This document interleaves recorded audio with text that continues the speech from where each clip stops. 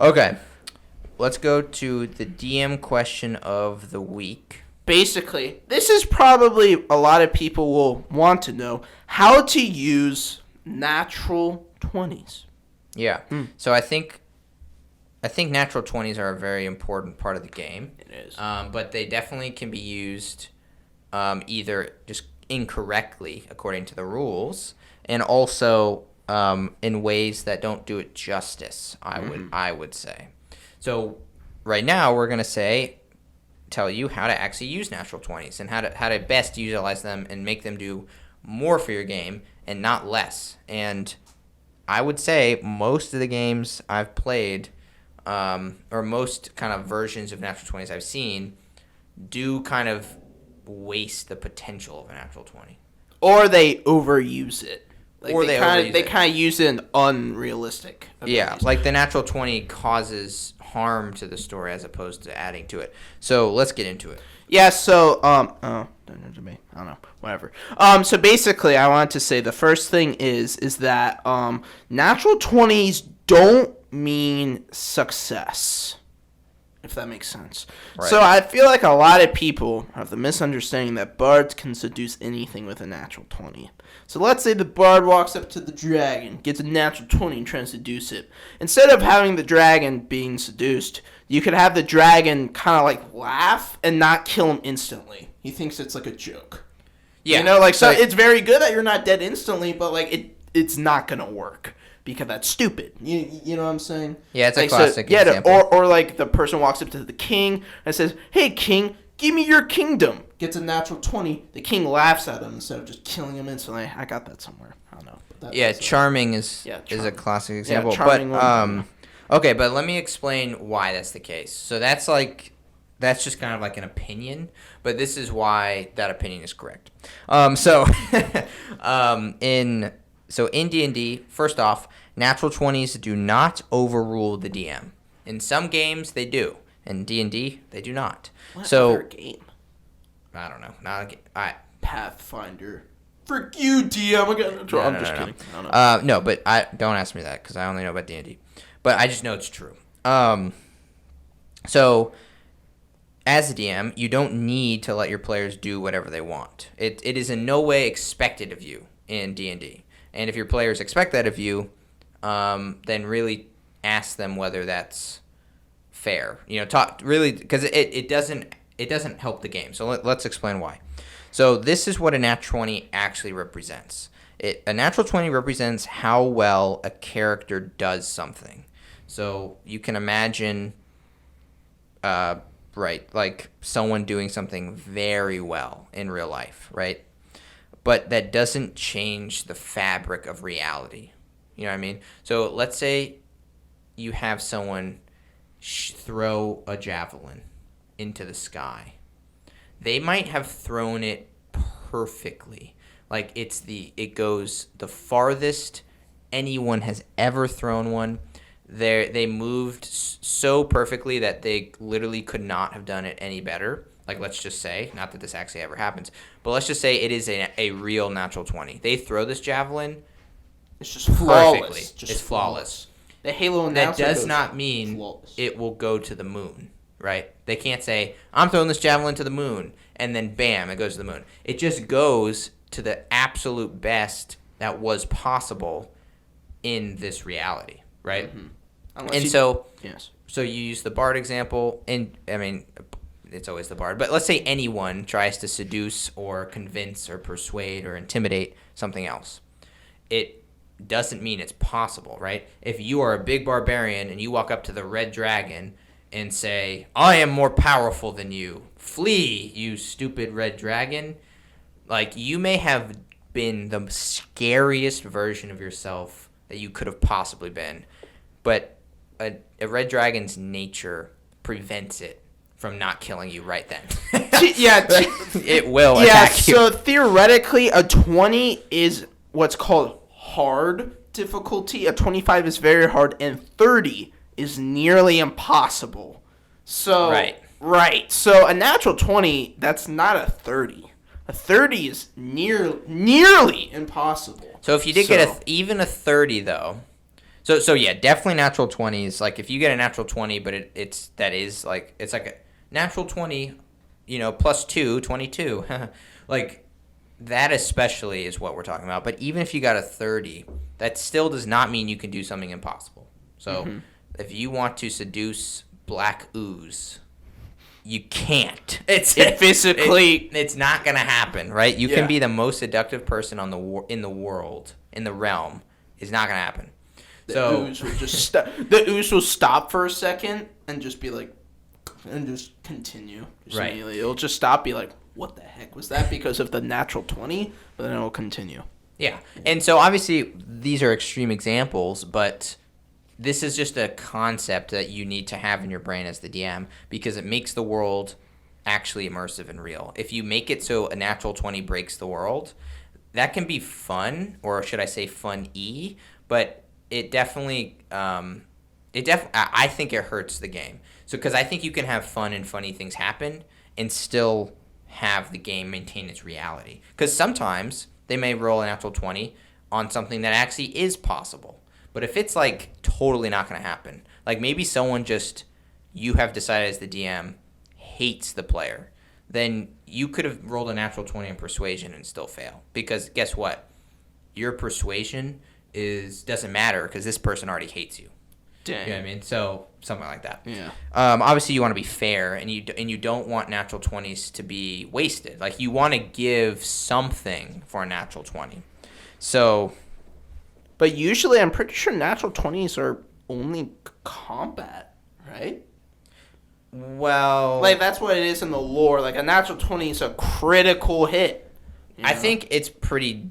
I don't know exactly what the. See, I don't know if that's the real rule, but I'm going to say from my viewpoint, natural 20s should also apply to anything. Yeah, that's what I do, but apparently, rule lawyers, God, they're annoying.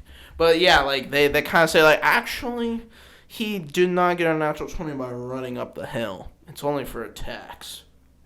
And I always stand up and backhand them. Well, that doesn't even make sense. Whoever says that's an idiot. Because rule lawyers. No, that's not even a rule. That doesn't make any sense. A natural 20 is still 20, so they did well. Yeah, no, exactly, but he didn't, do, I don't know. But there's no metric 20. For that.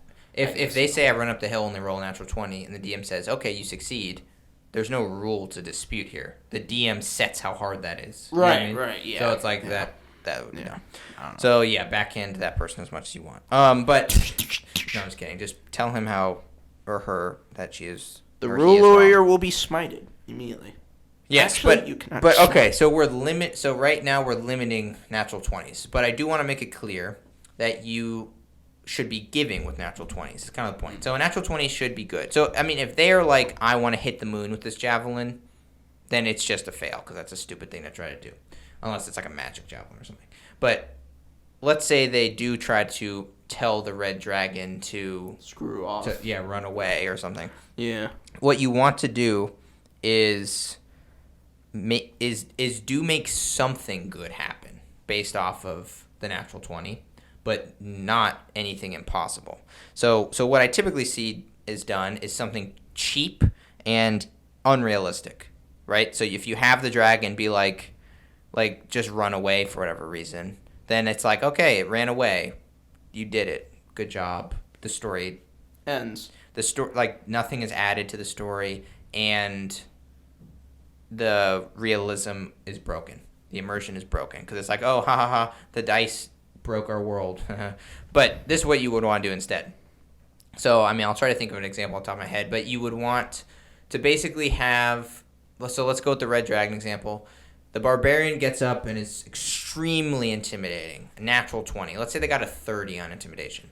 Well, a red dragon, in general, will probably get more aggressive the more you intimidate it, right? Yeah, and that might be actually a good thing. Like, if you want to reward the players, it might have disadvantage on perception because it's so, focused on this barbarian that challenged it and told it to go away. That gives, your other players some time to sneak. Or something like that, you know? Yeah, exactly. Yeah. So, give it a disadvantage or something. Or just, who knows? The red dragon just... It could be impressed by the barbarian to some extent. He's like, oh. But still want to fight. because it's not going to run away. So it spends a or couple times. maybe, I mean, this may not be the best example because I guess it is possible for a red dragon to flee. But a red dragon could maybe be like, that reminds me of something. I need to go do this real quick. And it, like, goes away. Gets up and leaves. Because it tends to be in denial when it's scared. But basically you just want it to add something to the story. So let's say whoever does roll a natural 20 and persuading the king to give its kingdom away. Maybe instead of the king being like, all right, you're the king now, it would be like, that was the boldest thing I've ever seen someone do. You're now my duke. I like bold people. And then all the party members look at the board. I have a mission for you that might just earn you your own kingdom. And then maybe you get like a side quest. So like that's adding to the story, and you are not doing something unrealistic. Sometimes kings do value boldness. They do. So, but that depends. Or your queen, your king or queen. But yeah, that's natural 20s. So in summary, you don't want to do something cheap and unrealistic with your natural 20. If someone rolls a natural 20, think, is it impossible? If it is, they don't get to do it. Second, think, okay, how can I give this player extra, right? Because of the natural 20. And if your players are in dispute on whether they should get something that they wanted from their natural 20, then just imagine and explain to them what would happen if the roles were reversed. So let's say they persuade someone to give them all of their money, and they roll a natural 20. And then you're like, sorry, they still don't want to give you any money. And the players are like, what? That was a natural 20? Are you kidding me? So then just say, all right, let's say the roles were reversed. Let's say this person rolled a natural 20 on you to give him all your money. Would you do it? Right? Exactly. Like, should I force you to give all your money? No. You still have the choice. You know what I mean? So that's kind of a good way of thinking. Yeah, but, yeah, I mean, I do want to add how natural 20s work in combat. The rules just say you deal double damage, which I think is kind of boring. You know, maybe you disarm the person, or the monk kind of slaps them a little too hard and gives them automatic stun, or something like that for a round. You know, or maybe you knock them prone. You know, do very unique special moves, especially in combat, like melee fighters, which I think is cool. You know, like I was like a polearm master and I got a natural 20. I like just took my polearm, flipped him over my shoulder, and knocked him off the cliff. You know, do stuff like that. It's realistic. You know, or you to trip him, stab him. You know, you gotta be careful with that though, because that's not the official rule, but I do like it. The thing you gotta be careful with is you gotta make sure everyone has equal opportunity to do something cool. So that's true. Sure, if you have a big halberd and you flip them over the cliff, that's awesome. But if someone gets a natural 20 shooting their arrow, you have to give them something equally awesome. That's true. And that's a slippery slope. So you can kind of give your player like, all right, so you get a natural 20 in combat, you shoot your arrow, or you hit them. Like, what would you want to inhibit this person?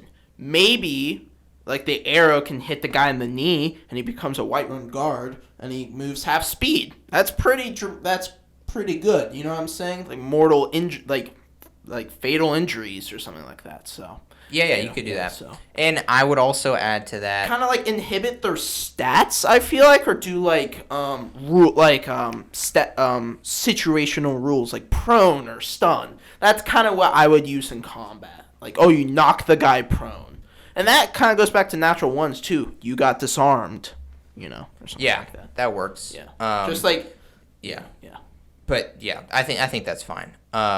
But that's kind of for combat. If you want to use natural 20s, like instead of like you just chop the dude directly in half, you deal double damage. That's what the rule is. But you know, add a little touch. Oh, you're doing both. Oh, see, I would not do that. So if wouldn't do both, or like you would get the choice to. You tell your players, do you want to do double damage, or do you want to like do something special? Right. I don't know. Something special. I think I would always base it off of what they said. So if you have your halberd and you say, I'm going to try to push them off the cliff, and you roll natural 20, then you push them off the cliff.